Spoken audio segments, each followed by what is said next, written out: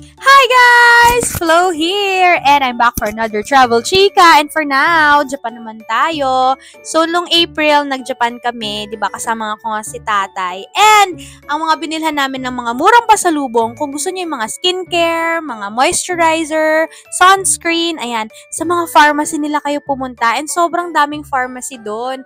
So, bawat kanto parang may pharmacy. Okay, doon na kayo kung bumili ng mga ganito. Kasi sa Donkey medyo mas mahal.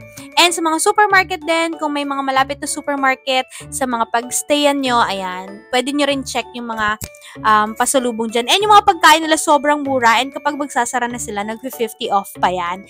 And lastly, syempre, sa Don Quixote talaga, super dami. And yung pinakamalaking Don Quixote na pinuntahan namin, ano yan? Sa Shibuya Sky. Ayun. Shibuya Sky. Sa may Shibuya, sobrang laki ng donkey. 7 floors yon. So, kayo na lang susuko sa pagtingin-tingin. Ayan, dami dyan. Mga Alfort, iba't ibang flavor, KitKats, iba't ibang chocolates, and noodles. So, dyan na kami bumili. And meron pa sila mga Filipino products. O, pak. Boy, bawang. 358 yan. Saan kayo?